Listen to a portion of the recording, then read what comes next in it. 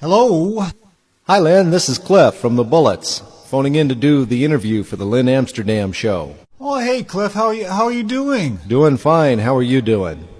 I want to thank you very much for being right on schedule. Well, it's only good manners to show up on time, buddy. Now, Cliff leads a very charmed life. He's living in sunny California. He's got a real hot wife, and he's in a hot band. Do your days get any better than that? Len, if I told you they got any better than this, you'd think I was lying to you. Can you tell me who is in the Bullets? The Bullets primarily consist of myself and my songwriting partner Dave McConnell, and we've been hanging out in the clubs and the bars and the backyard barbecue now for a little over 30 years. Now, Cliff, I've been to your website, and you're listing yourself as country. I feel the Bullets are a whole lot more. We're listed as a country band, Lynn, but that's mostly due to default because it's the most generic genre to put our music in. We're really more of an R&B type, Buddy Holly type band. Do some pure country, but we don't do a lot of it because Dave really doesn't like to hear me yodel. Can you blame him? There seems to be a big 60s influence on your music. Now, do you have a personal favorite band from that era that you feel has influenced the Bullets? Well, my personal favorite from that era, the British invasion era, has always been the Zombies. Tell Her No, Time of the Season, She's Not There. I think they're probably one of the most underrated bands that ever was. While they were overshadowed by the Beatles and the Rolling Stones, they were tighter, better melodies, more jazzy, bluesy type band, and their album Odyssey and Oracle is actually better than Pet Sounds or Sgt. Pepper's or some of the others that really get the acclaim. But some of the others that were our favorites, bands like Ched and Jeremy and the Dave Clark Five and Gary and the Pacemakers and just about any British invasion band that came out. And then in the latter stages, really like music by guys like Gary Puckett and the Union Gap, all the way to Bobby Darin to Jim Croce. So while there's a lot of British invasion influence, we try to throw a little bit of everything into what we do. Cliff, I understand you had a chance to meet one of your musical heroes, Rod Argent of Zombies fame. I've actually had a chance to meet Rod Argent and Colin Blunstone several times, and their lead guitarist Keith Airy is a fairly good friend of mine. We've had many a drink together. One of the stories that Rod told me not too long ago was that his song Tell Her No, which is my personal favorite song of all time, is in the Guinness Book of World Records for having the word no in it more often than any other song. So inspired by this, I wrote a song called A Fine Pair, which recently peaked at the #1 in the country pop charts. And I chose the word baby to just see how many times I could mention the word baby in a song and kind of give it a 60s type flavor. And it was kind of my challenge and my tribute back to the 60s sound. Now, I understand some of your history includes a stint as a disc jockey.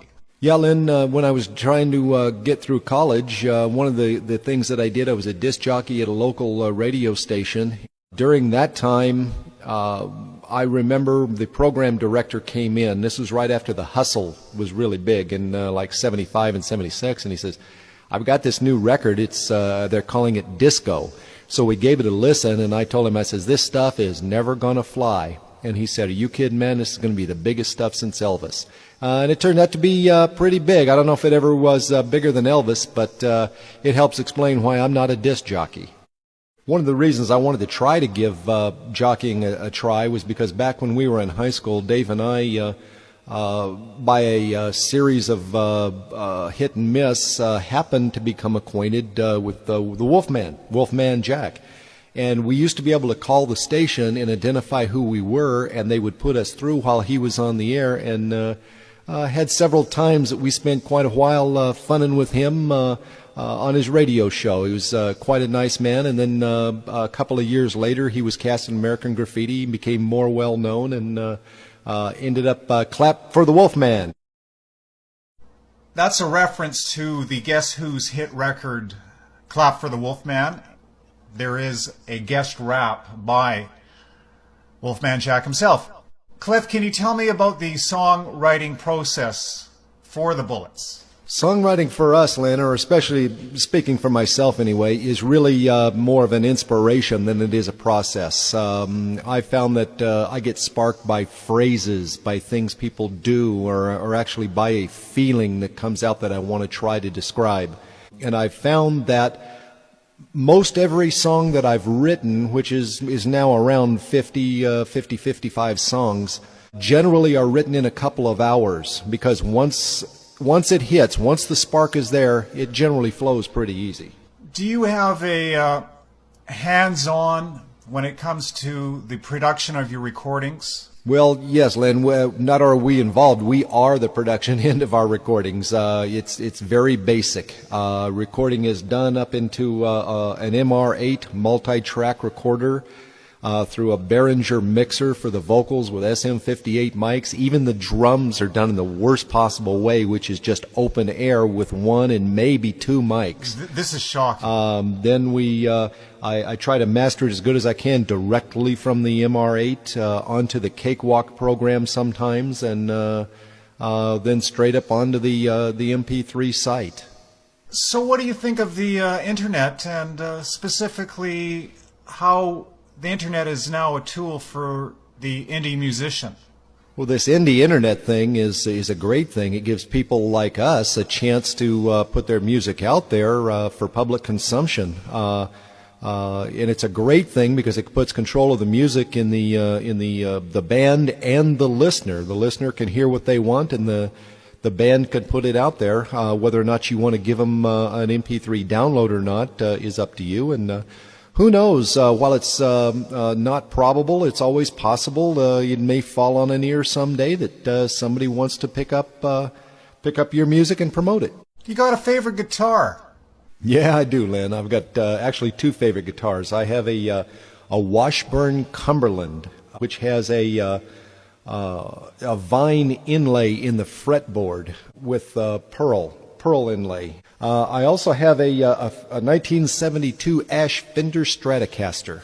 Played a lot of guitars over the years, but there just isn't anything better than a Strat. Can you share some gig experiences with us, good and bad? We opened a mall one time in the mid-'70s, and they asked us to play out near this fountain in the middle of this enclosed mall, and this was new back then. So here we are, just a couple of young guys playing, and that actually led to another gig where we played a fireman's graduation ball. And just as we set up and got ready to play, the PA system failed. So we took our guitars and stools and went down into the middle of the crowd of about 300 people and played for them for a couple hours till the party was over. And but we're enjoying the music so much, they actually asked us to come out in the parking lot and play for them some more. So we did for about another 45 minutes sitting on top of a car. So do you like doggies?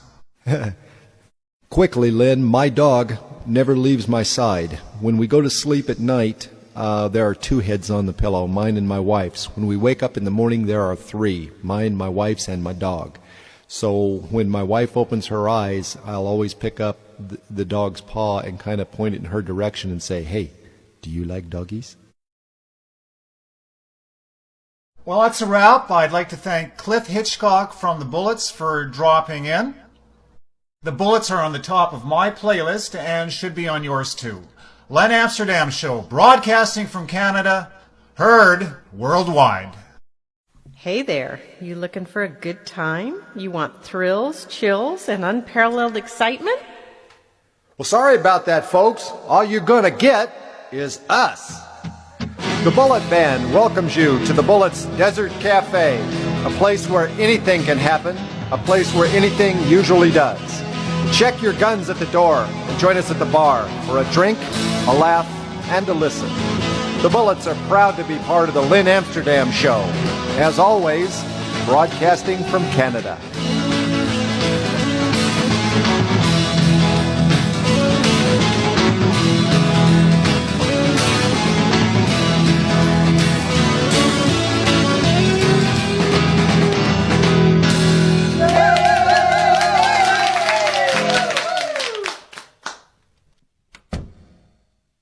Hey, you like doggies?